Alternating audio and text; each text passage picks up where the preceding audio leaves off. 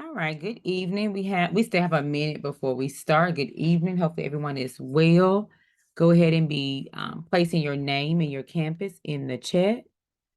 Turn your cameras on. Place your name and your campus in the chat. And we'll get started here in a few minutes. We'll give it about 3 more minutes. It is 7 o'clock. We'll acknowledge that it is time to start, but we'll give it just about 3 more minutes.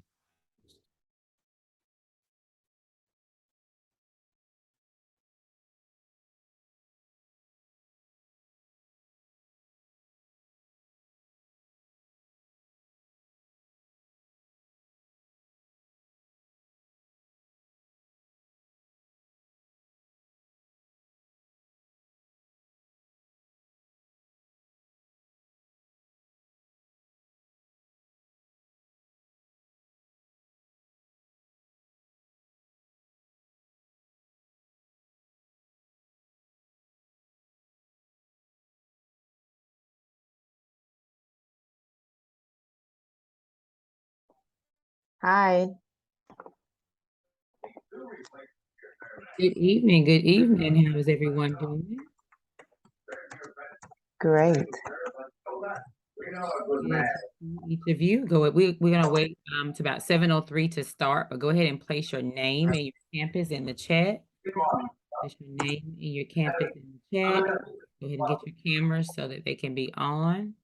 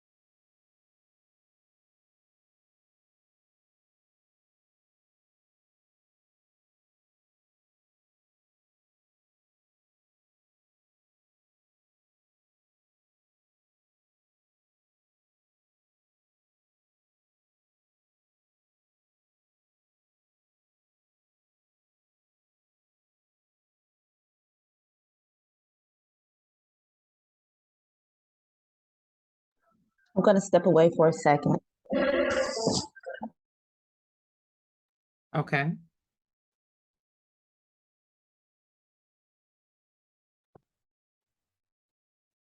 One more minute and we'll get started. Good evening. Good evening. Go ahead and place your name and your campus in the chat. Get your cameras positioned so that they can be on, and we will go ahead and get started.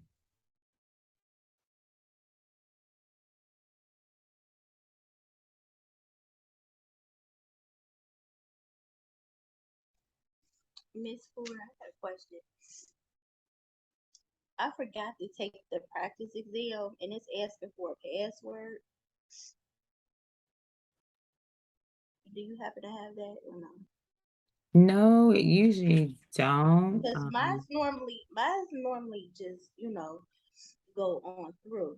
And now it's asking me for a practice exam because I'm repeating this class, so I don't know. Okay, and so go ahead. I'm sorry. Yeah, I don't know what's going on. I don't want to disturb the class though, so if you want to take me to a breakout room. And we're going to actually look at the announcement. Okay. Dr. Dean Brown sent out that ExamSoft update, and we'll go ahead and get started. So good evening again to everyone. Good evening. Hopefully everyone is doing well. Go ahead and place your name and your campus in the chat. Get your cameras positioned so that they are on. And let me go ahead and share the screen here. She sent out an urgent ExamSoft update, and it might be the issues that you're having might be related to this, because usually you don't need a code to do the practice. So this was posted in our announcements, urgent ExamSoft update. And so you want to make sure that you actually click this announcement and work your way through it, because if you do not, you might encounter problems with being able to take the exam. And it's all about the system requirements and making sure things are updated. So that might be why you're receiving that message. Because usually for the practice exam, you don't need a code for that. I Anyone? just See the updated it. exam at all on mine. You don't see the exam at all. Okay, so you do want to I send, didn't see mine too. you do want to send a help desk ticket to ExamSoft because it might be something on their end. And I'll just create a running note of the issues that you all are saying that you're having, just to make sure it's, not anything system-wide. I don't know if it's individual or system-wide. So submit and help desk ticket, and also look at this email right here, this announcement, just to make sure you have your system updated. Okay. All right, so we will move on. So let's go ahead and look at week 3 notes. We do know we have an exam coming up. I've created some Kahoots. I created, I think just one Kahoot, several Quizlets. So we'll look at all of that. We will look at quiz 2 tonight.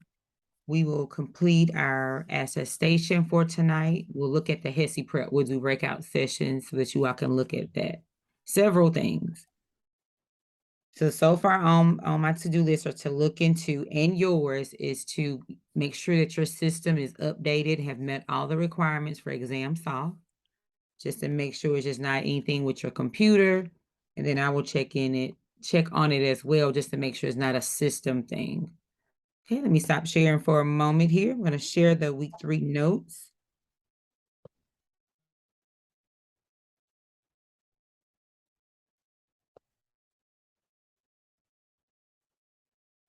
Week 3.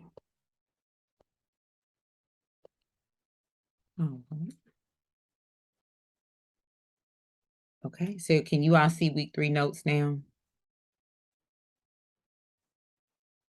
Are you all seeing my screen? Yes. Okay. All right. Yes. So we're just gonna hit the you have these notes in your announcement, and I've just highlighted some things that we want to just make sure that we have an understanding of. Vulnerability. What is that? What is your understanding of who's most at risk for things? For adverse things happening, or not so good of things happening to them. What is the most at risk population of people? Kids. Children. Children. Kids. Exactly. And things that make people, what was that? Someone said something else. So things that put people at risk for adverse events, or things, not so good outcomes, is just, for one, we talk about poverty later on in this, on these forms, but just not having the resources in order to do those, get those basic things done. So if you don't have the resources to, have that insurance, then going to the doctor, going to those routine screenings, that's not going to be on your, the top of your list. So because of that, it makes, us vulnerable. But for sure, the children, because they cannot fend for themselves, they rely on the adult. So they are the most at risk population. So they're saying fewer residents have insurance or adequate insurance. We talked about that last time, being underinsured or just not having insurance at all. Because there are some insurances that people subscribe to, and it still don't cover those needed things. And I think now, for the most part, you're seeing those commercials on TV advising people to sign up. It's that enrollment time. And because people's health conditions might have changed, they might need to change the insurance or the level of insurance that they have subscribed to. If they're needing more medications, medications are costing them more money, out of pocket money, they might need to select a insurance, or that type of insurance they have that provides that extra coverage, so that it can help offset those costs. Rural adults are less likely to prioritize their health and engage in preventative activities. For one, if you're in the rural areas, just think about, there are less likely to have those specialty physicians and those providers there, the access to their healthcare. They would have to go further in order to just get the basic, routine exams. And as a result of that, it's like a domino effect. As a result of not getting those routine exams, then you will see more of those chronic illnesses in the rural areas. And we talked about they must travel because those especially those specialties, those referrals out to the specialty doctors, you know, they're just towns and towns away. And so the people have to make a decision about, well, hey, do I go to work so that I can have the resources to eat and live, or do I take that day off to go see about my health or my child's health? So those are things that they have to decide. Rural areas have 4 primary high-risk industries: forestry, mining, marine-related, and agriculture. So we have to think about those environments when, for the most part, forestry, mining, marine, and agriculture, all of them, you know, you're outside, you're not in a building. So think about those environments and those things that will put people at risk in those environments. For the most part, they have to, for the forestry and the agriculture, they have to use a lot of pesticides. So that in itself means that they're out in the environment and that other exposure. So that will create a whole nother problem for the person. So you tend to see respiratory illnesses, skin disorders, eye injuries. And now, I don't know if you've seen those commercials where the pesticide, what's that pesticide? But anyways, they're linking it to Parkinson's because people have had that repeated exposure, but that's what they had to do in order to do their job. So those, just think about, you know, all the tools and the resources that people need in order to do their jobs. And so as a result of that, they might not have had the protective personal equipment, because for one, they might not have known that, you know, being exposed to those pesticides and different things that they were using to grow the crops, to grow the trees, the seedlings and things, were directly causing them harm, those pesticides and herbicides. And to take it a step further, if the workers have families with them and they're living near those areas, then the pesticides and herbicides are carried in the wind. So, and then they are absorbed in the ground. So then you have a whole family that has been exposed. And then long-term exposure to that creates these chronic problems, birth defects, cancer, blood disorders. And then acutely, you know, they have the memory loss, mood changes, may have little gastro problems.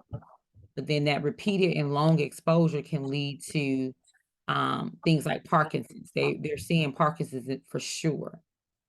So migrant workers come to work in the United States. They work on those farms, and it's necessary, you know, during those seasons. So it's like sessional work. Then after those seasons are over with, then they move back home. They go back. But that time frame that they are there, they are exposed. And, you know, they're needed because our food supply in the United States, they're saying that it would actually collapse if it was not for those migrant workers coming to help farm those lands and see about and take care of those crops. So when they arrive to the farms, they may find that the housing is not available and or is substandard, because remember, it's sessional. So people are not all the time living there. So there may be mold, appliances may not work, the water and might not even be up to par. Now, the government has enacted the Migrant Health Act. It provides primary and supplemental health services for those migrant workers, that they've included these outreach clinics. But there are a lot of them there, but still, how many people really are receiving the service? There should be more of them. And we talked about poverty. Poverty just really means having insufficient resources to meet those basic needs: food, shelter, transportation, and healthcare. And these notes, there was a link that talked about took you to a video that talked about homelessness. So many things can lead to homelessness, you know, a health crisis, the breadwinner of the family, you know, chronic illness falls upon them and they can't go to work. That person that can't go to work also was the person that had everyone insured. So if that person can't go to work, then the insurance is not paid. then the mortgage isn't paid. So it's another domino effect. Substance abuse can lead to job loss, financial difficulties, because the craving for the substance abuse would be more important than anything else. So those, the food, going to work, those different things won't be as important than the substance. So that in itself puts the person at risk for becoming homeless. Domestic violence. Homelessness includes those on the street, but also those staying with friends and relatives, even if it's temporary. We don't think of it like that, but it's called intermittent homelessness. So we do have numbers out there that tells us, that this is the amount of homelessness, this is the amount of it, but we really don't know, because sometimes we have that intermittent homelessness. Well, it's just temporary. Okay, and then we're down to the levels of prevention. So I'm going to stop sharing for just a moment. And I'm going to pull up this Kahoot, and this Kahoot is going to go over levels of prevention. Remember, I said that the levels of prevention is going to be on every exam. So make sure you have a good understanding of what those levels of prevention are. So let's review real quick. So what is primary prevention? What is it all about? Let me hear from you. Prevention. Prevention. Okay, secondary. The Screening. Okay, remember, you're those detectives, you're screening, trying to see if there is something there. It's just a step above education. You're taking the screening, colonoscopies, pap smears, things like that. And then tertiary. The main treatment. They already have a disease, so They already have a disease, they already have an injury, it's already there. Okay, so let's do this Kahoot, and the Kahoot is called which level of prevention. So let me pull it up, and we will let you all log in. Let me get it on my screen here.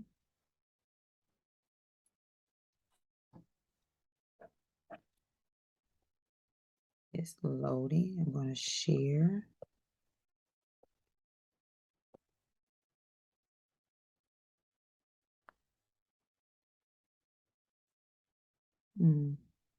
Doesn't usually take this long to load, but let's see what it's doing. Okay. We are going to do individual, classic. We'll just do the classic mode. Okay, get ready to join. Loading the game pen. So you join at just Kahoot it, and then enter the pin.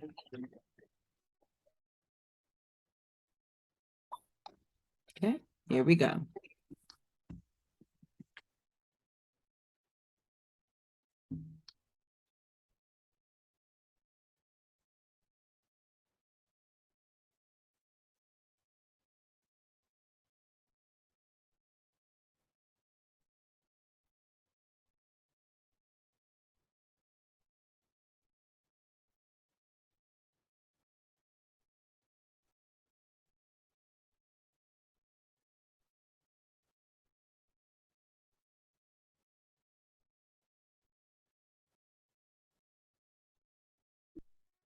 Okay, do we have everyone in?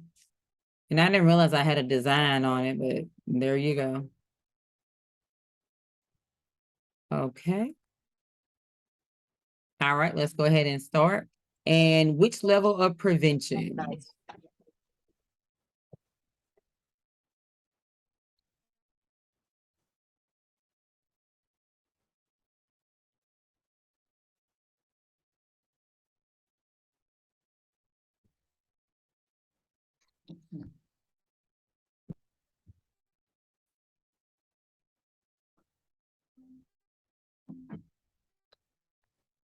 Advocate for better living conditions of migrant farm workers to prevent crowded living conditions and higher risk for TB.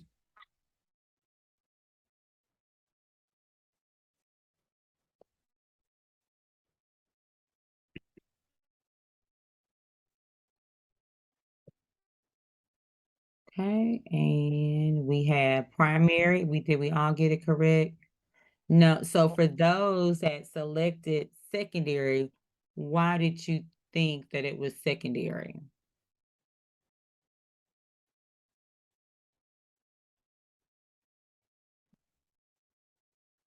Or someone that selected primary, why is it not secondary?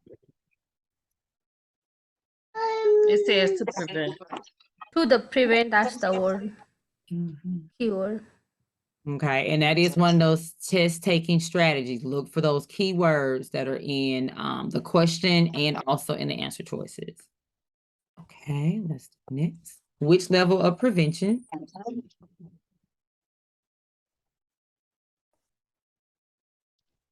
I'm gonna get us moved over here. Providing guidance on non-pharmacologic management of lower back pain. So it's not a like Tylenol, something. It could be like exercise or something, but they have lower back pain.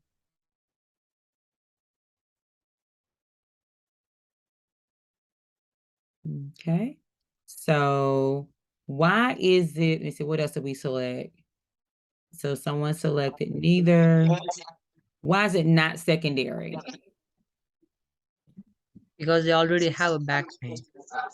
Exactly. And so remember, it's an injury or disease process, and it could be back pain, lumbago. That is an actual diagnosis.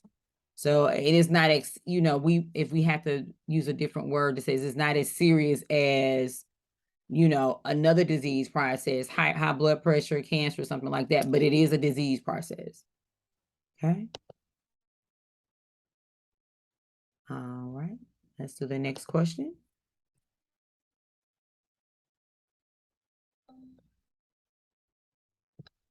Yearly blood pressure, blood glucose, or hemoglobin A1Cs, or body mass indexes.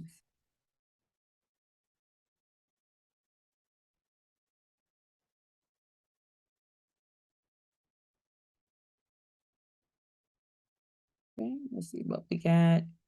Secondary, and then some selected primary. So someone talk to me, why is it not primary?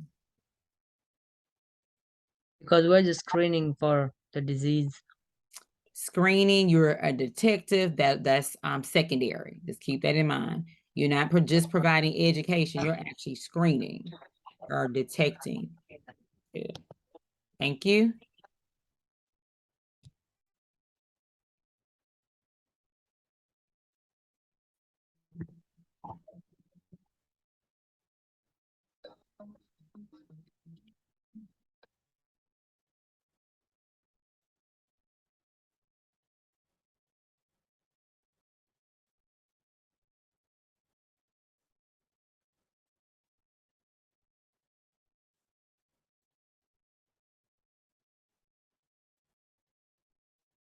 Okay, so we have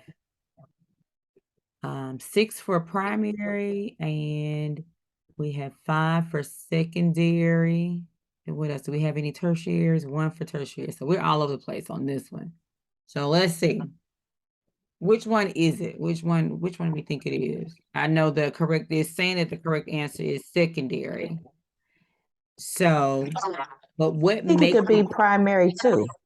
But what makes it secondary, or why isn't it primary? The screenings. Scheduling for screening. Screenings and the test. Exactly. Now, had that schedule wasn't in it, so you're actually scheduling the people for it.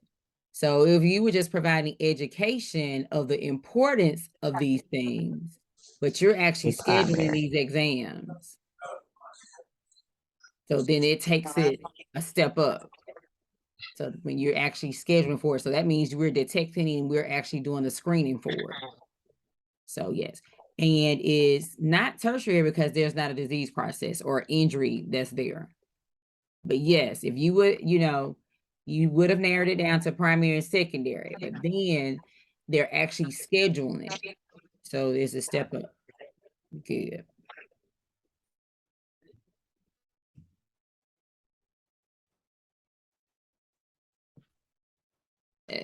Let's go over here.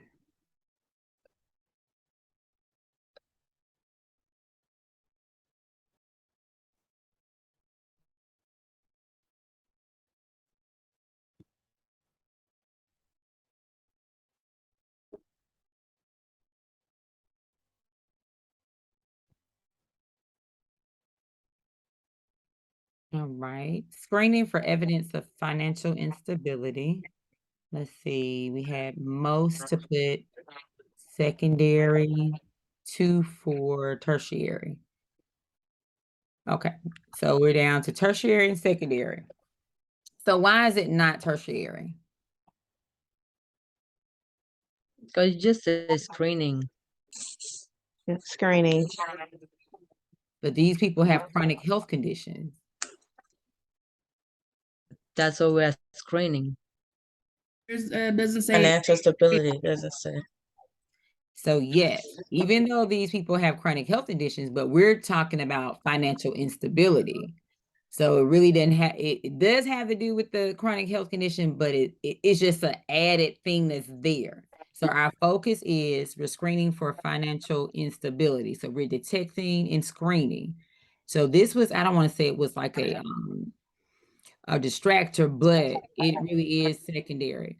Because now had this said that we were, if this financial stability was not the main part of this, then it would have been, if we would have just been talking about chronic health conditions, then it would have been tertiary. But it's secondary because we're screening and we're talking about financial stability.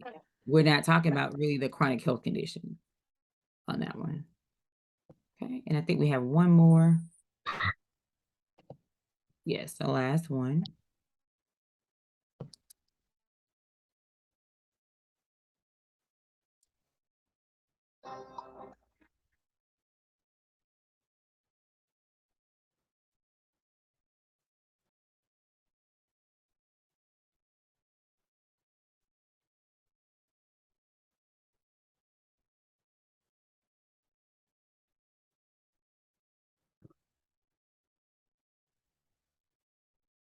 Okay, let's see here. We have primary. Why is it not primary? Because they already have a disease. Yeah. Exactly. So we, even though it, go ahead. I'm sorry. Go ahead. So it does not specifically say which the chronic disease that they have, but these clients are taking medication. So remember, they're taking medications for something, even though it doesn't specifically list it. So it is tertiary. So, all right, let me stop sharing. The next thing we will do, let's go ahead and the quiz 2 will help us prepare for the exam. So I'm going to stop sharing. So go ahead and get your paper out or get your quiz pulled up. And we're going to work through that together. So you can either, jot your notes down and or fill it in if your computer will let you do that as we go along, or just jot them down and then come back and fill them in. But we're going to review quiz 2 right now. And I want you all to read through it, tell me what the answer is, and we'll decide if it's correct or not. So quiz 2. So our focus right now is quiz 2. Let me share the screen.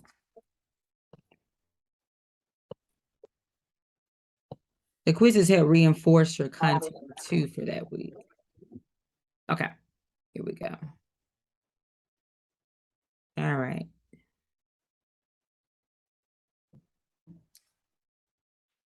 So you all tell me what the answer should be. Do I have the correct quiz? Yes, I do. Okay.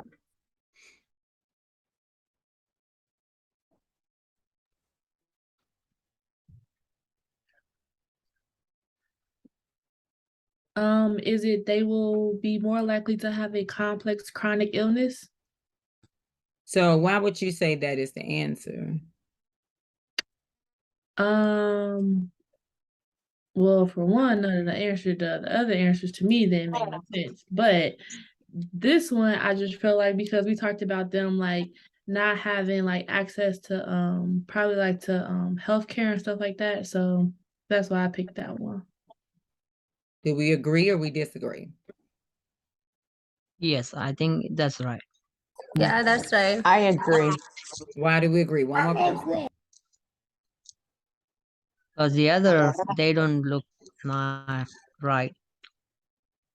Because they're in a rural area, and most of them do end up having chronic illnesses because they don't have the health care out there to help prevent it. And they're dealing with pesticides and things like that. Okay, I agree with you all, and we will say number 1 is A. Great, thank you for sharing. All right, let's look at number 2.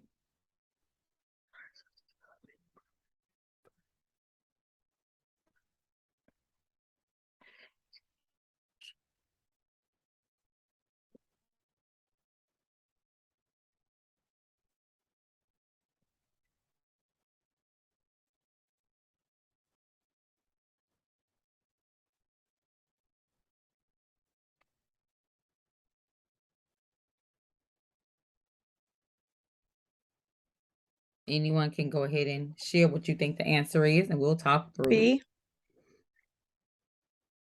Okay, B, primary, I would say B.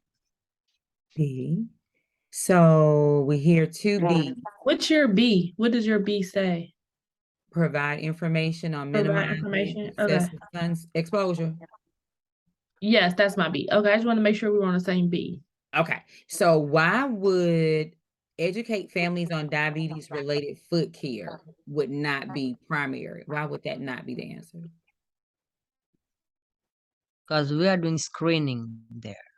That's assuming that they have diabetes. Diabetes. Yeah, they're not assuming they don't have a disease. They want to prevent. And they're in a rural community. And I think I got the primary prevention program. Okay, so educating families on diabetes-related foot care, there is a disease process taking place. So that would be which level of prevention? Tertiary. Tertiary. Treatment, yeah, tertiary. So what about organize the blood pressure screening at the local mall and encourage adherence to routine pap smears? That's what level? Both of those are what level? Secondary. Secondary. Yes. Second. Detecting, we're screening. Great. So number 2 should be B. Provide that information on minimizing excessive sun exposure. Okay. Let's look at number 3.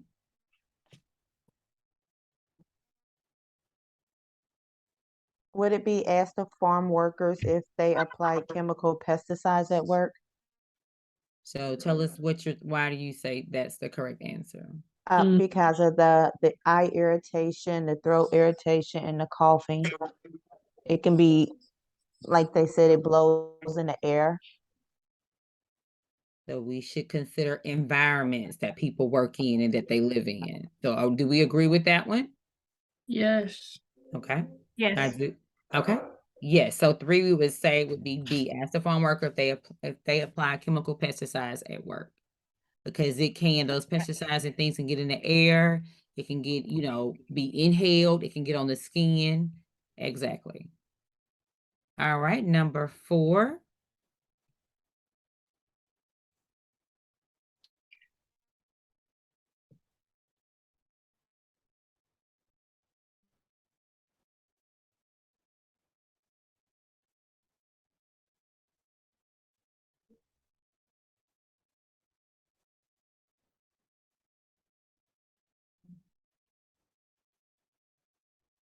I would say D. Number 4. I mean D. So why is that of concern? Because it's That's a several other families in a small house, and tuberculosis is usually more common in compact areas. Do we agree with Ms. Mason? If you disagree, tell us why you disagree. Everyone agreeing? Okay. I wasn't sure on that one. Okay. Well, I agree too. Yes, because remember those crowded conditions, and the home may not be up to par. The ventilation. Remember, some of those homes and things they're only lived in during certain seasons, so people might not put that much amount of time or resources to spend money to keep those homes and things updated. So the living conditions may be subpar. And also, you know, they're coming because they know that the workers are only going to be there for a short amount of time. There's probably no investment in, you know, building more homes. So they just say, hey, this is what we have. You all deal with it. So conditions are crowded. So we do know the crowded conditions tend to lead to, you know, things like tuberculosis. And so that is correct. Okay, so we would say number 4 would be D. Okay, number 5. C. Low income. Low income guarantees or low income increases? Increases the risk of chronic illness. Okay, and why would that be? What's the relation? Because they won't get like good food. They don't have access to healthcare. Don't have access to healthcare. What else? The cost of nutrition nutrition and so forth, and the preventative stuff. Say that again. Oh, who? I think it was Autumn talk. I think it was 2 voices I heard at the same time, so I really couldn't hear. Not that you were incorrect, I just didn't hear what was being said. I just said low income means like they can't pay for things such as like medications and like co-pays and so forth, and rides, gas and so forth. Okay, do we agree? Okay, so yes, that is a direct correlation. If we don't have resources to buy the gas, to subscribe to the insurance, and so low income increases the risk for chronic illnesses. Because are we gonna go and get our preventative checks and things done? More than likely not. We're probably gonna wait until the condition has become chronic and, you know, I don't want to say out of control, but chronic, and more damage has been done before healthcare is actually sought out, because you just don't have the funds. Okay, so we agree with that one. So 5 is C. So let's look at number 6. A.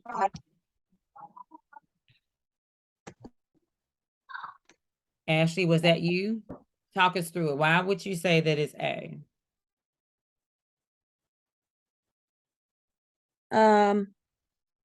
Because they're just below the federal poverty line, so that means that they really don't make enough money to be able to afford not having the benefits that they just don't qualify for. So they're probably less likely to go to the doctor when they need to, or, you know, get prescriptions filled and things like that. Do we agree with Ashley or we disagree? No, I think it's B. I think it's B. So why do you think it's B? Because if they're living just above the federally defined poverty line, that means that they might actually be approved for some resources that they might not have been in the past. So if they are just above, that means that they do not qualify for those resources. Even if it's $1 over the resources that would be available had they not been just above, they're no longer available because they're just above. So oh yeah, then it's A. Yeah. Yeah. So if they're just above the federally defined poverty line, that means they're not in poverty, according to what they have established poverty is, that level. So because they're just above it, it means they do not qualify for those resources. Kelly, are you with us? Do you see what I'm saying? So now they're not. Those resources are cut off. They're no longer available because now they're saying, hey, you're good. You're making, you know, whatever the amount is. So now you're no longer qualified for it. But had you not picked up that extra shift work, had you not, you know, got that second job, then you would have been on the other side, but below it, then you would qualify for those resources. Okay. Okay. So number 6 we say is A. Okay. All right, number 7. The 44-year-old male working on a farm. So tell us your thought process behind that. Which client is at the highest risk for adverse health outcomes related to poverty? I say the 44-year-old male working on a farm because once again, working in a rural area, it doesn't say rural, but working on a farm, he's exposed to pesticides and things like that. They don't have many, I guess, medical doctors out there. They probably live far away to where they can't get to a doctor. So I would think that he would be most at risk for poverty. Do we agree with Michelle? Which client is at the highest risk? I believe it's the 68-year-old female with type 2 diabetes, because if she's at the poverty level, she's not going to be able to afford her medication for her diabetes. And she's not working. Well, it doesn't say I mean, that. but if it's type 2, then But type 2 may not need exercise and do diet. medication. it's diet, so she won't be getting Diet any and benefits for real. exercise. You can still be on insulin with type Yeah, 2. you Yeah. So adverse health outcome, because they're probably, and she's living in poverty, so she's not going to have the nutrition that she needs because she's in poverty. And the supplies to check her blood sugar all the time and all that. Right, to keep her blood sugar level, to do that. And those people don't take their medication on a regular basis. But it's an outcome. So the 44-year-old working on a farm also can become ill without any insurance and become, But end we're up in talking about poverty. a higher risk. We don't say that he doesn't have a medical concern. She does. Okay. But I chose the 15-month-old infant because the infant can't feed itself, so it's only being fed what the parents can afford. So why? Do we agree with Ms. Edwards? No. Because the baby doesn't have any medical history. So what about the guy with asthma? So would we say the 19-year-old, the 68-year-old, and the 44-year-old, another test-taking strategy when you're looking at answer choices? Can we say the 19-year-old, 68-year-old, and 44-year-old are all the same answer choices? So this does not say select all that apply, so that means only one answer choice is correct. So which if I had to choose, I would choose between the 19 and the 68-year-old. So I would say the 68 because 19-year-old is healthier just because he's younger, probably, and then the 68-year-old has her age working against her. So 19, I agree with Ashley. I don't think that. It's this asthma that's really bothering me. So listen to me. Children are always vulnerable. I read somewhere that the kids are at the most highest risk of poverty, so I chose the 15-month. So listen at me. And I love it. I love it. You all are thinking the wheels are turning. 19-year-old, 68-year-old, and 44-year-old. We can only select one answer. 19, 68, and 44, they're all the same. So we cannot select either one of those because they're the exact same. Why are they the same? Because they can work and provide for themselves. 15-month-old is the only answer choice that is different. They cannot provide for themselves. And Edwards, tell us again, why is 15-month-old infant without medical history correct answer? Why just what was your explanation? Children are always Because they vulnerable only population. They only get what they're 15, given. Yeah. Because they don't have anything, and that makes sense now that you say that. Yeah. Because they have no way of going out and working or defending for themselves. So that would be the most adverse person in poverty. Do we all agree that the 15-month-old is the correct answer? Agree. Yeah. Okay. Yeah, I agree. Okay, all those were great points, and that's how you think it through. But looking at the answer choices, 19, 68-year-old, and 44, they're the same. And but the 15-month-old, they're the highest. The children, they're the highest at risk. Okay, good. Thank you all for sharing. We talked through that one. All right, so number 8.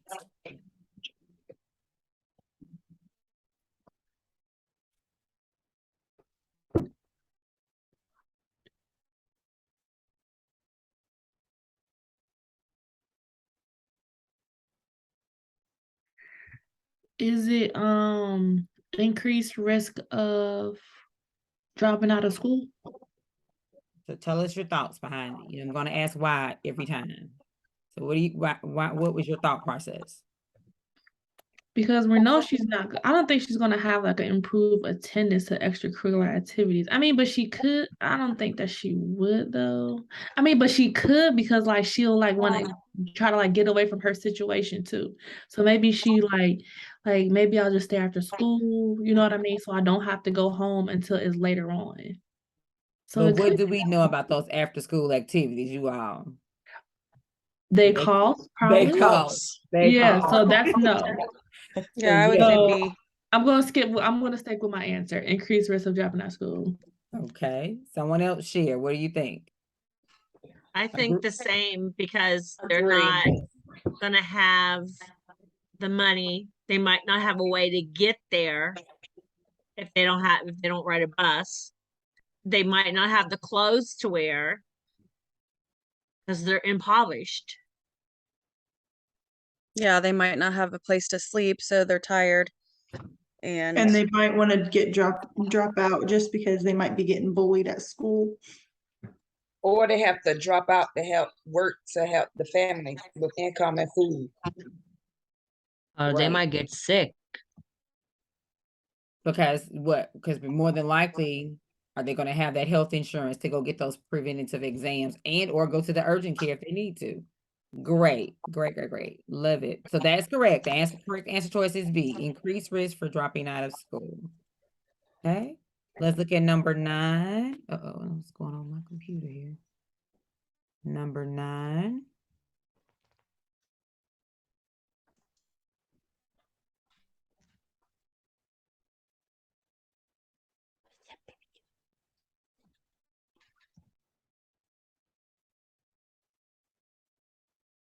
So remember those keywords. Okay, what did you say? A? Can I say A?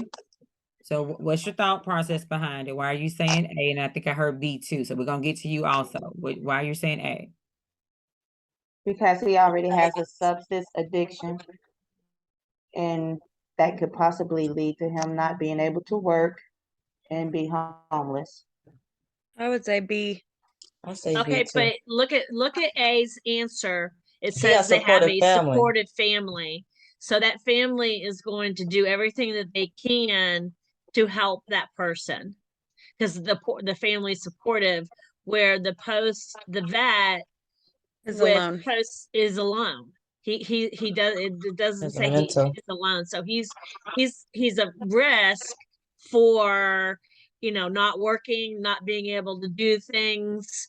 And I don't know. I guess I'm just thinking a lot of homeless people are veterans. That's true. And I just so and veterans are close to my heart. So I wanted to be B. I think it's veteran with PTSD that's living at home because he has no one to talk to. He's alone and you have episodes and Now, Michelle, do you see why the supportive family changes this answer choice? And had this said or left off supportive family, then yes. Okay. All right. So yes, we do agree that it is the veteran with the post-traumatic stress syndrome, that disorder that's living alone. Okay, good. So again, look for those keywords either in the answer choices that are there or the question, test taking strategy. That one word changes that whole answer choice, that one word. Okay, so then look at number 10. Let me move this over.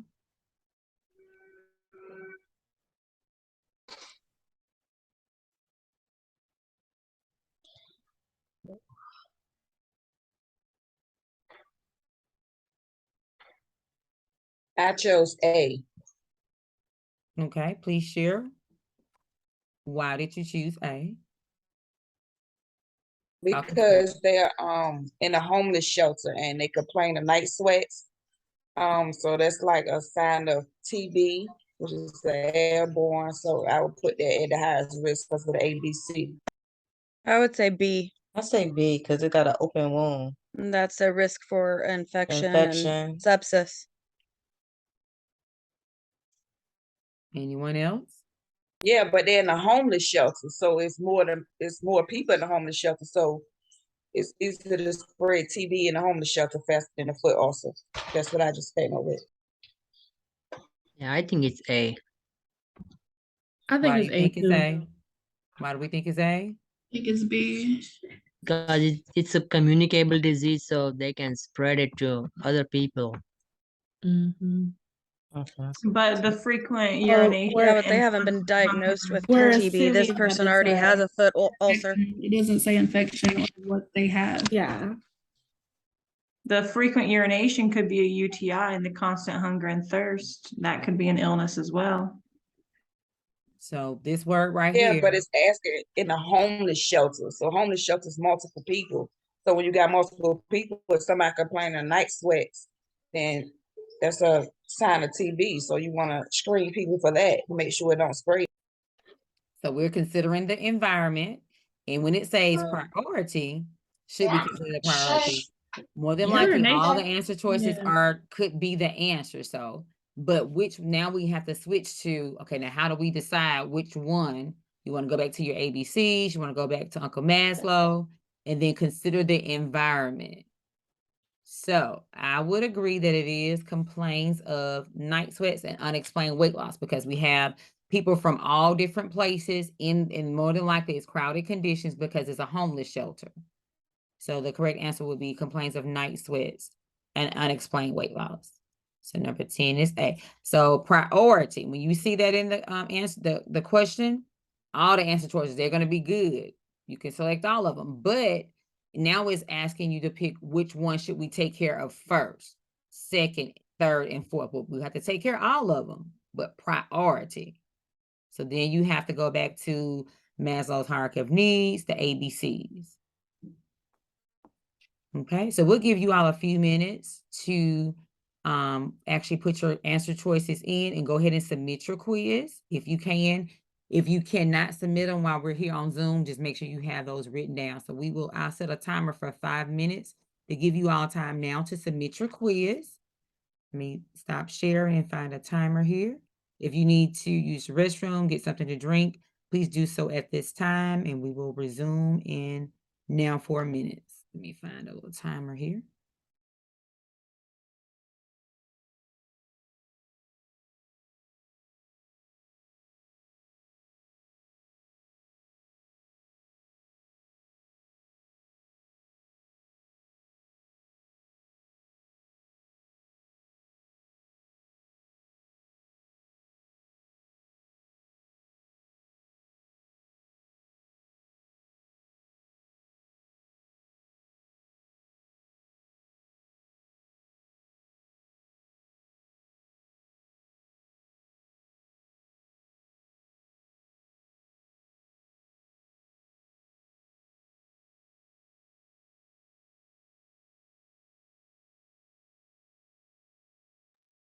So it's for, I failed the passcode for the practice test, and it says Ford is 01, but it's still not working. So, but I did find it. Yes, it was in that announcement. Now that I think about it, it was in that announcement that we posted. So now I had updated it too. Oh, I'm sorry. You have updated it, and now you have the password, and it's still not letting you in. Like it lets me in. Like I had uninstalled it and reinstalled it on there, back on there, and it's still not working, even with the Fortis 01. Okay, so let's submit a help ticket or a call. All right. I would probably do both. Go ahead and submit that help desk ticket. Okay. And that way they can go ahead and they respond pretty quickly. so we can Okay. see, get that worked out before then. I'm looking for that announcement. I think it's in week 3. I'm looking for that announcement. I'm going to share my screen when I actually pull it up, when I actually find it. Let me go back here. Yes, and the announcements. Let's see here.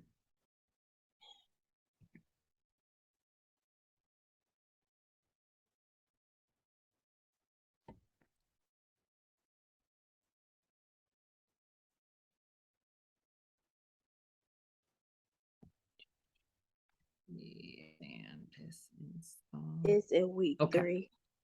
Okay. And it is, I'm going to share my screen. So if you all need,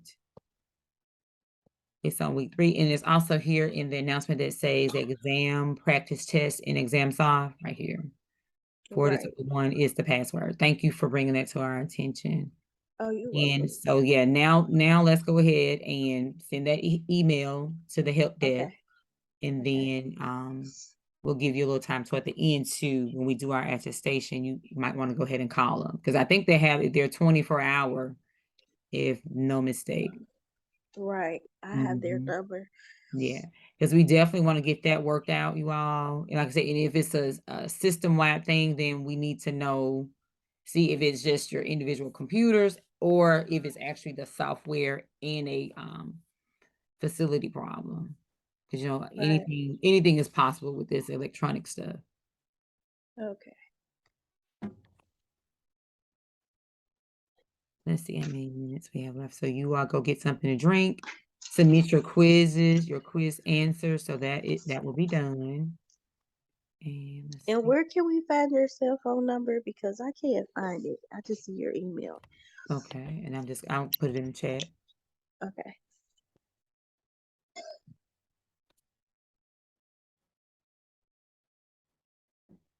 And it should be under my info, but I just placed it in the chat. Let me look and see if it's there. We have less than a minute left. Let's see here. Let me just look and see. Let's see my profile.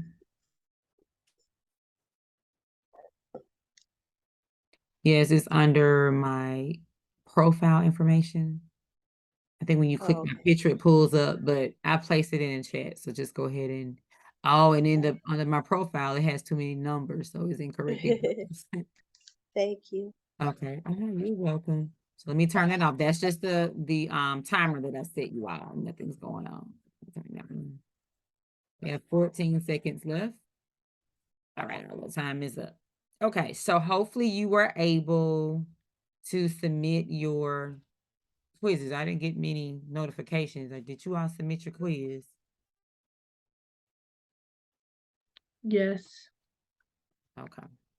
So I know sometimes you can't do the Zoom and the quiz and all that. So if you can't, have your answers marked down. So at the end, once we finish, go ahead and log off of Zoom and do that at the end. So yeah, the notifications are coming in now. Give me 1 moment. Okay. All right. So now we want to, let's change gears. Let's look at some of the, and so what I found out, well, I don't know if the reason why you didn't attend the exam prep was because you had the wrong Zoom. And I'm not sure how that other Zoom got there. But anyways, the Zoom that we use to log into class. That's my Zoom for whatever we use Zoom for. So I did have one student that showed up, and she reached out via email saying, "Hey, where are you at?" And I said, "Well, I'm sitting on Zoom." But anyways, I did record myself just going through the different Quizlets. And once she got logged on, we did some interactive. So those links have been posted. I think I sent those to your emails. Did I send those to your emails? Yes, no? Do I need to resend them? No, I think I got it. Okay. All right. I didn't see it, but it's probably there. I just need to check again. Okay. So are you all familiar with Quizlet? Yeah, I am. Yes, we are. Yes. Okay. And so I'm just going to share my screen here. We want to talk through some of the information. And Quizlet has several different ways that you can review the information, just depending on your learning style. You just select which way. So I actually sent the links out, and you always want to pretty much start with the flashcard. Because then you're just reviewing the information, for the laying that foundation. And again, you all, if you all did not place your name and your campus in the chat, make sure you do so. And make sure your cameras are on. These sessions are recorded. The videos are posted, for a review. So just to let you know, make an informed decision. So here we go. Here's one. It says review exam NUR 2083. So then they have, I guess, the most popular ways that you can study here. So we're going to look at these, and then we will give time to go. We'll put you all in groups, and we'll look at the HESI prep so you all can start completing that. And then the attestation. So that's where we're going for the remainder of the class. So we'll look at a few of these. I have 1, 2, 3. I think I have 4 of them. I have 1 Kahoot, 2 Kahoots. Let me stop. Let me see here. I think I have 4 of these. With the Kahoots, you're limited to the number of characters that you can actually use. And so with the Kahoot, with that being said, I don't want to, kind of take out the wrong word and then mess you up with what I'm trying to get you to understand, or the concept that we're trying to get you to review.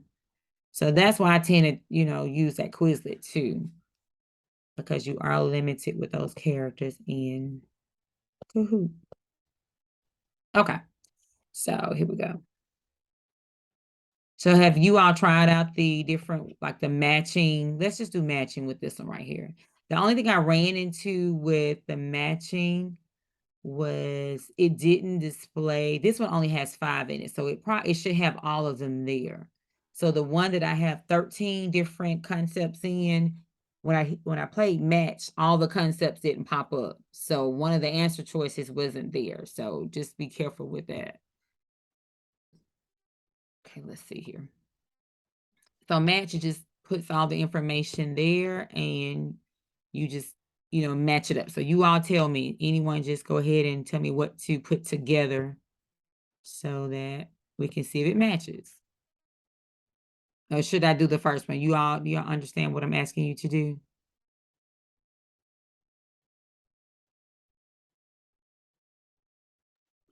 So can we do that too, or? I know you actually tell me what, yeah, you can do that. I sent you the links, so you click on it and you're able to do it. But right now we want to do it as a class so we can just talk through it and, make sure we're on the right page for this, the content, make sure we have enough content. So select one and then tell me what matches it. Tuberculosis, TB. So the housing may not be available for migrant workers. Poor quality and crowded places of resident contribute to health problems, such as. Okay. Housing may not be available for migrant workers. Okay. And these things right here, those crowded conditions. Okay, we're correct. Those crowded conditions do put them at risk for those things. All right. Someone else. Children from low income families have an increased risk of disease and I can't see that injuries. Therefore, is it the greatest impact on a child's overall health is financial stability of the family? Let's see me move up here. Let's see. All right, we're rocking so far. Next. In children with exercise-induced asthma, the school nurse should expect to include the following intervention in care plan. It's avoiding pet dander, mold, smoking, and dust is essential.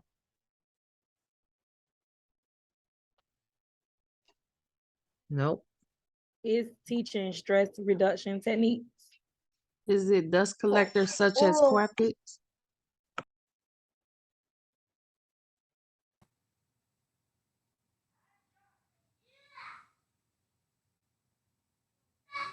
Is it avoiding? So with The the one with the pet beta, mold, smoking, yeah, and the dust. beta agonist. Say what now? It's the pre-treatment with a short-acting beta agonist before scheduled physical education. So What the is use of an inhaler. What is the key word in here? Asthma. Asthma. Prevention. Oh, intervention. I think Exercise. school Oh, the school. and So physical education. education in the other one. And what someone said, it exercise-induced asthma. So Is it you want to take the It's inhaler the before inhaler you before physical exercise? education. it is, because Yeah. remember, exercise-induced, usually in physical education, you're running, jumping, you have to do those laps and those exercises and stuff. So in children with exercise-induced asthma, they have the exercises actually causes their asthma attack or is a trigger for them to have that. So exercise. So that will be correct. So pre-treatment with that short-acting beta agonist before physical education. So do we see that and understand that? Yes. Okay. So look for those keywords and, try to match or see if it matches. Okay, here we go. So the caregivers of chronically ill clients are at risk for mental illness related to caregiver burnout. That's the teaching stress Teaching reduction stress techniques. reduction techniques. Okay, because we do know those caregivers, they're the ones that's taking care of the other person, but then they forget about the things that they need to do for themselves. So those stress reduction techniques are needed just so that they can, hey, step back. Well, I need to do this for this person, but I also need to do this for this person. So those stress reduction techniques help them to keep things aligned and keep things in order. Okay, and what about this?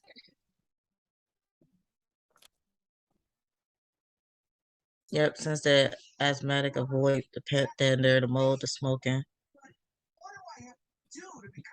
Drapes, carpet, those things should be avoided in persons that have asthma.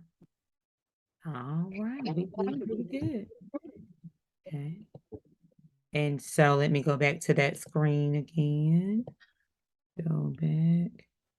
So when you click on the link, it's going to take you to the actual game. It's going to take you to flashcards. And then you can just select which way you want to review the content. You can start off with reviewing the flashcards and then go and do your test or match or different things like that. Okay, let me go back to that. That was number 3, and it's 3 of these. Let's see. Wait a minute.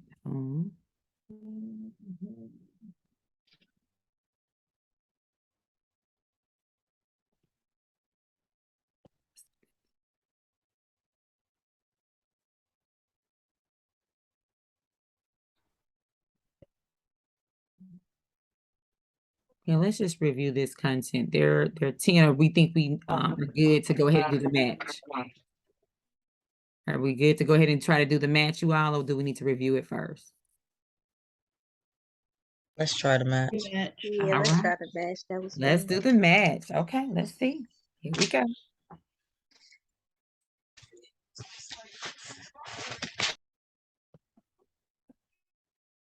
Move this over here.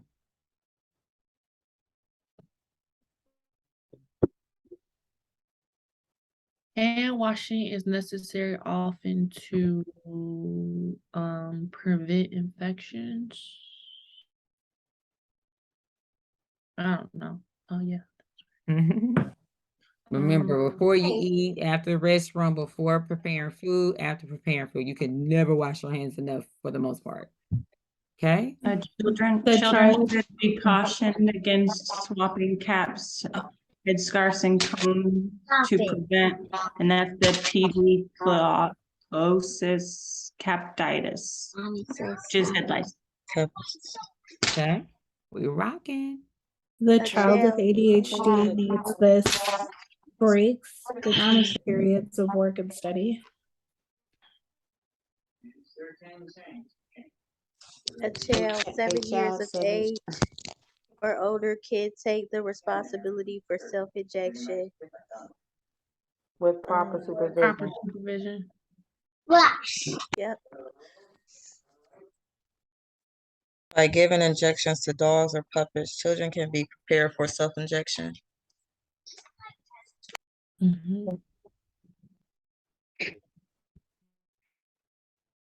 So you're that school nurse and that child keeps coming to you with those symptoms. And we know that the symptoms are real, but I don't want to say they're not real, but they're real. But if it's the same symptoms, for example, doing it almost the same time of day or on the same day of the week, then you probably need to investigate to find out more detail, because it's more than just those symptoms that they're experiencing. It's probably, something else that's going on. So the concept is investigate to find out more information, just to make sure that nothing else is going on.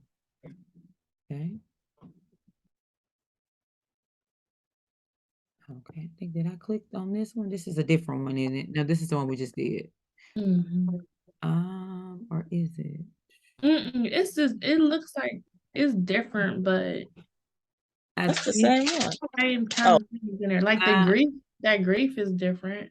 Okay, so let's do that one then. Because that one's different. Because I think when you do match, it only allows so many there. So grief, let's look at, because we didn't have this one. Okay, let me move us over here. So grief is a normal process and should be acknowledged. So what would we select that matches that one? If they seek assistance for psychological symptoms or physical symptoms. No, Oh, no. Never mind. That's the same. And I think this is what I found out with this one. If you have more than a certain number, match isn't going to work for you, because I don't. Children and adolescents with type 1 diabetes might experience grief. I'm trying to help. Do not distract them from grieving. Okay. What does this antihistamine go to? What is that all about? A child who is uncomfortable and unable to sleep due to itching may be given an antihistamine. Okay. And then by giving injection to dolls or puppets, children can prepare for self-injection. Okay. The investigate to find out more details, the one to go to the one I said the first time. If students seek assistance for psychological symptoms. Hand washing is necessary to often prevent infections. And yeah. No. Okay. Let me go back home. That's 2 of them. I don't want to run out of time here. We'll look at one more, then we'll stop and let you all work on that HESI prep. And then because I want to give you all a good 15, 17 minutes to work on that. We did this one. Let's look at this one.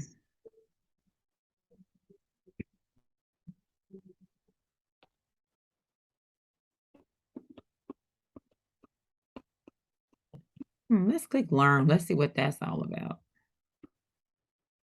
There used to be, I thought it used to be more different ways that you can review the material.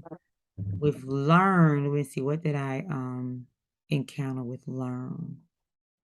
Just trying to troubleshoot, because one of these ways do not list the information correctly. Okay, but we'll see. Let's go.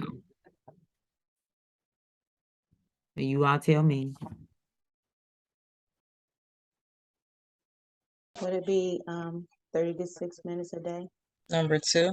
Yeah, number 2. Number 2. Okay.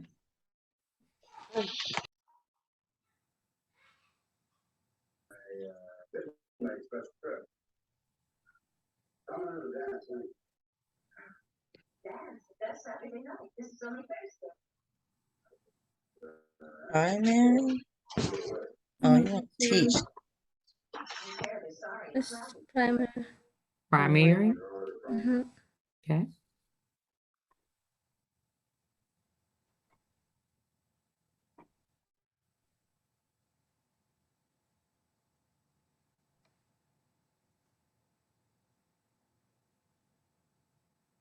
Number 4. Number 4. Okay.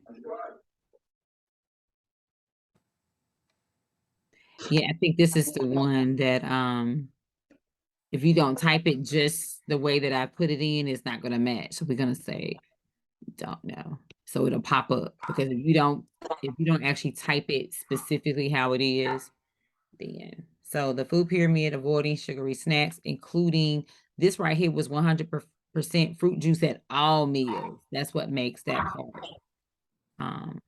trivial, because at all meals, you would want that at all meals. Okay. Yes, this is the part. If you don't type it in just so, then it's not going to be correct. Even if you use a lowercase versus an uppercase. So low attendance and participation might occur if you're having a health event or something, because if they're not interested. If they're just not interested in, just, have no interest in it, then, just think about the things that you participate in. If you're not interested, we don't participate. So when you're trying to create or design a program or something for your community members, you might have to create that interest by educating them on what it is and then have the event.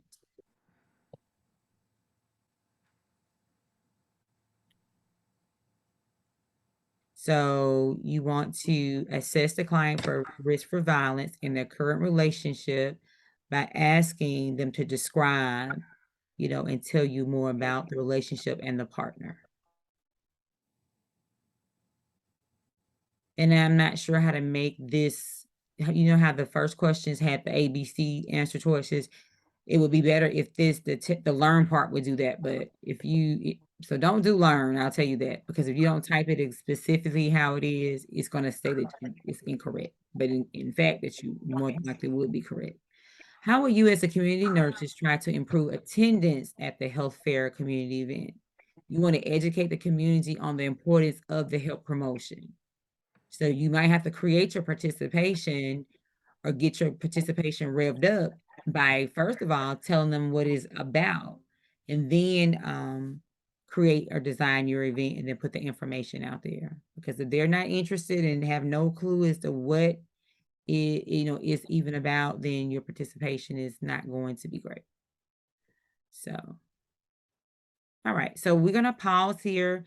I have sent the links out, but I can send the links again. There are 4 Quizlets and then that 1 Kahoot. I can send all those links back out again if we need those. I did place my number in the chat. And so that is there available for you. I'm going to actually send that thing called, I'm looking for it on the thing here, put you all in groups and let you all work on your HESI prep. Because remember, we cannot wait until week 9 to complete this thing. So we will take about 15 minutes, put you in groups, and let you all pull up that document. Let me pull it up so you can see what I'm talking about.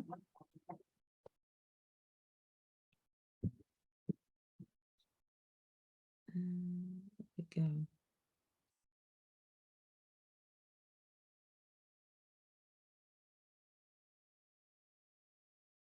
I'll share it. So I'm going to put you in groups and open this form up, or either jot it down, this HESI prep assignment. And once you get in your groups, you all can decide, how you want to approach this. But this assignment is not something that you can complete in one setting. It's going to take time for you, just take little bites and chunks out of it, and then have it ready for to be submitted during week 9. So 15 minutes, you all gonna work in groups on this assignment right here. When I close the groups, then we will come back, we will reconvene, and then we'll complete our attestation. And then we'll use the rest of the time for anything else that we need to go over here. So let me send out the little groups here. Breakout rooms, that's what I was trying to say, breakout rooms.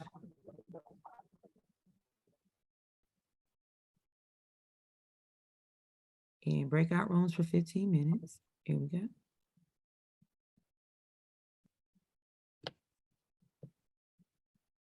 And I'll be around to each room. So accept the invitation. I think you have to click on join and then go, and then we'll give you a few minutes to get your thoughts together.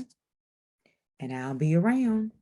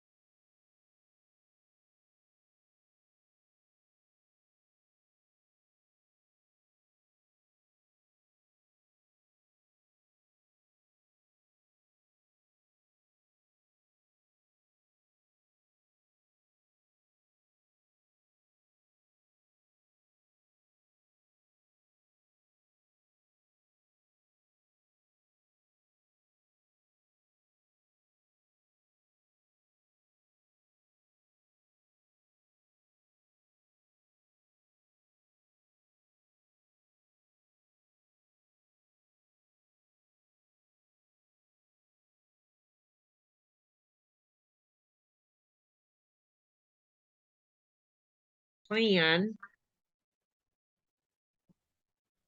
A Hmm. plan, implement, and then evaluation of the things. So it was smallpox, Ebola, and sarin.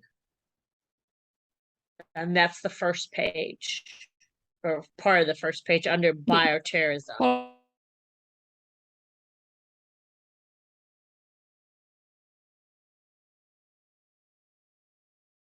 Ashley? Ashley?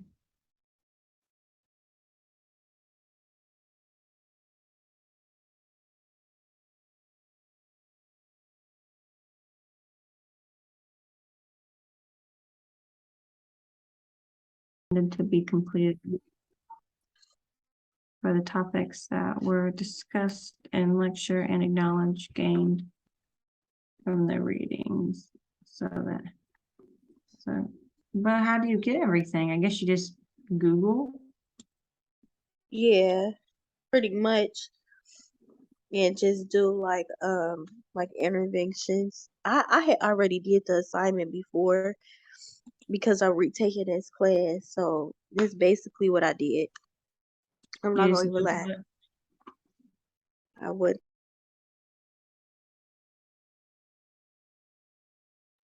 Ashley, are you there?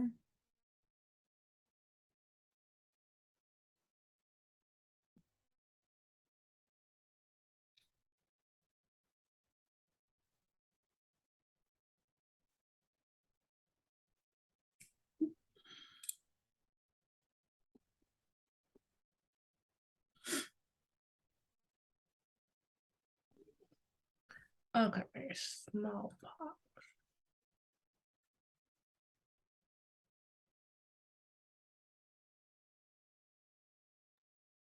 Ashley, are you there?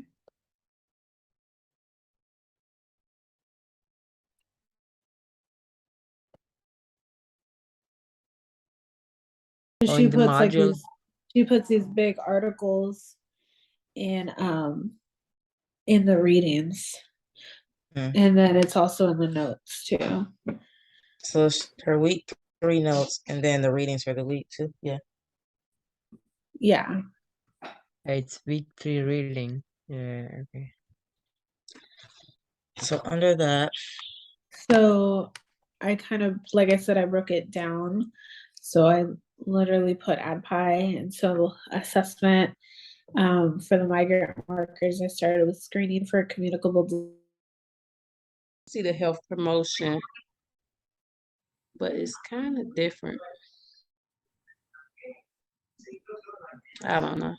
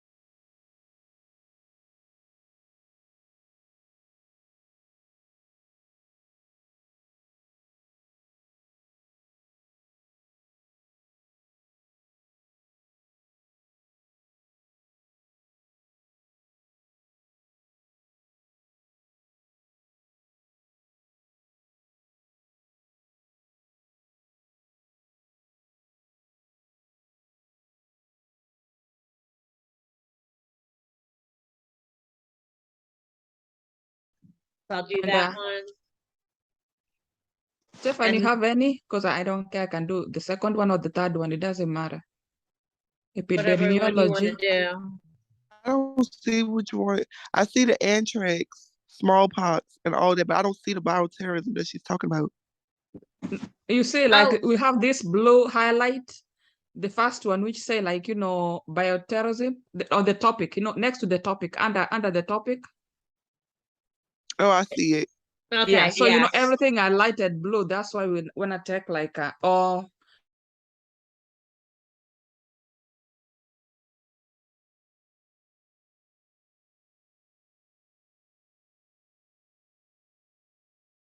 Let me see. But how it can spread. So like more on the lines of how it can spread. With precautions, like strict precautions, and dispose of the gown and gloves.